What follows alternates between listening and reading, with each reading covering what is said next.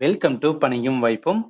Work and energy ரிலேட்டடா CGL எக்ஸாம்ல இந்த மாதிரிலாம் ப்ரீவியஸ்ல கேட்டாங்கன்னு சொல்லிட்டு ஒவ்வொன்றா பார்க்கலாம்.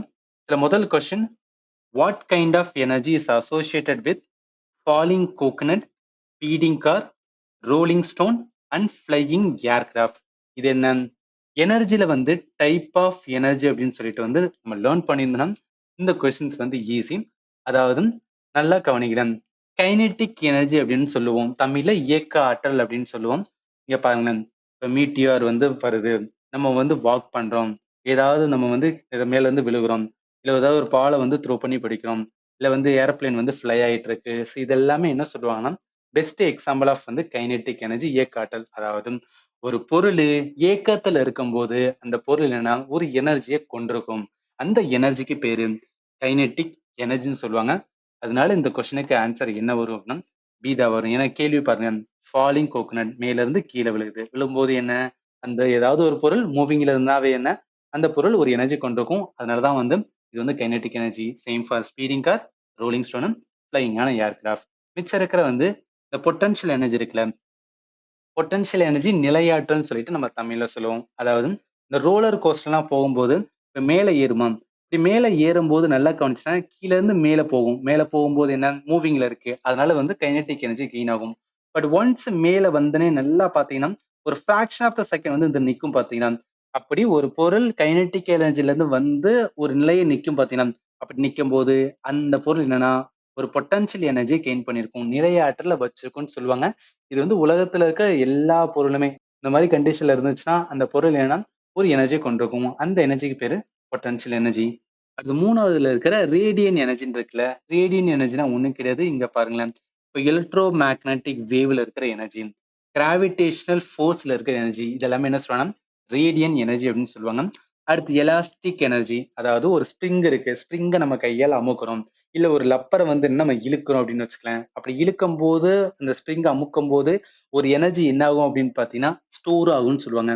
அந்த எனர்ஜிக்கு பேர் தான் வந்து எலாஸ்டிக் எனர்ஜி. இந்த கம்ப்ரஸ்டான ஸ்ப்ரிங்கு, இல்ல ஆர்ச்சரோட வந்து அந்த ஸ்ட்ரெச் பண்ணி இழுக்கிற வந்து இப்போ எல்லாமே பெஸ்ட் எக்ஸாம்பிள் ஆஃப் வந்து எலாஸ்டிக் எனர்ஜி. எதுக்கு எக்ஸாம்பிள் இம்பார்ட்டன்ட்னா கொஸ்டின்ல வந்து எக்ஸாம்பிள் வச்சு தான் கேட்கறனால இது வந்து இம்பார்ட்டன்ட். ஸோ அதனால இந்த கொஸ்டினுக்கு ஆன்சர் வந்து பி தான் வரும்.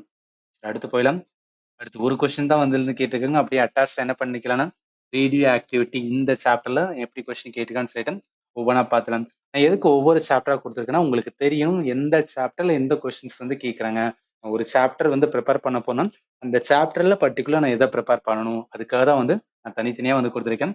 இதுல பாருங்களேன், which type of radiation has very short wavelength, produced by nuclear explosions, lightning and less dramatic activity of radioactive decay? ஒன்றும் கிடையாது, சிம்பிளா வந்து புரிஞ்சுக்கலாம். இது எங்க லேர்ன் பண்ணுவோம்னா எலக்ட்ரோ மேக்னட்டிக் ஸ்பெக்ட்ரம், அதாவது மின்காந்த அலைகள்னு சொல்லிட்டு வந்து லேர்ன் பண்ணுவோமா.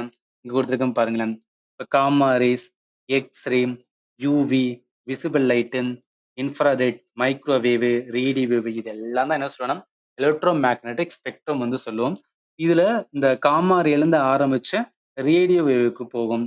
இது நல்லா கவனிங்களேன், எப்போதும் காமா வேவ்ல என்ன சொல்லுவாங்கன்னா ஃப்ரீக்குவன்சி, ஸோ ஃப்ரீக்குவன்சி வந்து ஹையா இருக்குன்னு சொல்லுவாங்க. ஃப்ரீக்குவன்சினா ஒன்றும் கிடையாது, அந்த ரேஸ் என்ன கொண்டு வந்திருக்குன்னா எனர்ஜி வந்து அதிகமா கொண்டிருக்குன்னு அர்த்தம். ஸ்டார்டிங்ல இருக்கனால இது அதிகமான எனர்ஜி கொண்டிருக்கும்.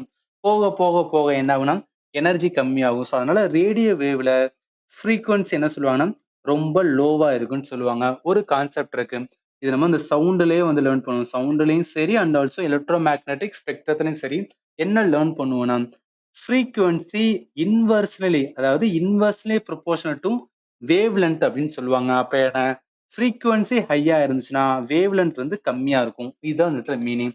அதனால என்ன, இங்க ஃப்ரீக்குவன்சி ஹையா இருக்கு, அப்ப என்ன இந்த இடத்துல வேவ் லென்த் பார்த்தோம் அப்படின்னா வேவ் லென்த்துக்கான சிம்பிள் இந்த மாதிரி போடும். வேவ் லென்த் வந்து கம்மியா இருக்கு, இந்த இடத்துல ஃப்ரீக்குவன்சி கம்மியா இருக்கு, அதனால என்ன வேவ் லென்த் வந்து அதிகமா இருக்கும். நல்லா கவனிங்களேன், எதுக்காக இதை சொல்றேன் அப்படின்னா கேள்வி என்ன கேட்டிருக்காங்க, ஷார்ட்டான வேவ் லென்த். இதுல ஒரு வந்து க்ளூவே இதுதான், ஷார்ட்டான வேவ் லென்த் அப்படின்னு சொல்றாங்க. அப்ப வேவ் லென்த் கம்மியா இருக்கணும். இருக்கல எதுக்கு வேவ் லென்த் வந்து கம்மியா இருக்கும், எதுக்கு அதிகமான ஃப்ரீக்குவன்சி அதிகமா இருக்கோ அதுக்கு தான் வந்து வேவ் லென்த் கம்மியா இருக்கும். அப்ப என்ன, ஃப்ரீக்குவன்சி ஹையா இங்க இருக்கு, வேவ் லென்த் கம்மியா இருக்கு, அப்ப கம்மியா இருக்கிறது என்ன, காமா ரேஸ். அதனால இந்த கொஸ்டினுக்கு ஆன்சர் என்ன வரணும், காமா ரேஸா வரும். ஈவன் காமா ரேஸ்ல என்னன்னா இந்த radio active decay, nuclear explosion, lightning எல்லா இடத்துலயும் நடக்கிற வந்து அதுல உள்ள நடக்கிற இந்த ரியாக்ஷன் பார்த்தா அது வந்து காமா ரேஸ். அதனால இந்த கொஸ்டினுக்கு ஆன்சர் வந்து இதா வரும். சரி, அடுத்து போயிடலாம். அடுத்த கொஸ்டின்ஸ் வந்து பாருங்களேன். Watt power the earth internal heat engine. இதெல்லாம் ரொம்ப பேசிக்கானது. நம்ம எர்த்துக்குள்ள இருக்கிற வந்து இன்டர்னல் ஹீட் இன்ஜினுக்கு எதனால ரேடியோ ஆக்டிவ் எனர்ஜி. ஏன்னா உள்ள வந்து குழம்பு மாதிரி இருக்குமா, அப்படி இது கோர்ல இருக்கிறனால தான். ஸோ கிரஸ்ட் மேண்டில் கோர்ல அந்த மாதிரி இருக்கனால தான் ஒரு எனர்ஜினால வந்துன்னா கிராவிடேஷனல் புல் எல்லாமே வந்து ஆக்ட் ஆகுறது. ஸோ அதனால இந்த கொஸ்டினுக்கு ஆன்சர் வந்து சீதா வரும். சரி, அடுத்து நான் சொன்னதான் இங்கே கொடுத்துருக்கேன். ரேடியோ ஆக்டிவ் எனர்ஜி தான் வந்து இந்த கொஸ்டினுக்கு கரெக்டான ஆன்சர். என்ன ரேடியோ ஆக்டிவ் டிகே நடக்கிறது. சரி, அடுத்து அவ்வளவுதான். ஆக்சுவலி என்ன அப்படின்னா இந்த ரெண்டு டாபிக்ல இந்த டாபிக்ல பொறுத்தளவுக்கு வந்து இதுல இருந்து எலக்ட்ரோ மேக்னெட்டிக் ஸ்பெக்ட்ரம் தானே ரேடியோ ஆக்டிவ்ல இந்த மாதிரி கொஸ்டின் கேட்டேன்னு பார்த்துட்டோம். நம்ம பார்த்ததுல வந்து உங்களுக்கு டவுட் இருந்துச்சுன்னா இந்த வீடியோட கமெண்ட் செக்ஷன்ல சொல்லுங்க. கண்டிப்பா உங்களுக்கு ஆன்சர் பண்றேன். அண்ட் ஃபைனலி தேங்க்யூ ஃபார் வாட்சிங் and have a nice day.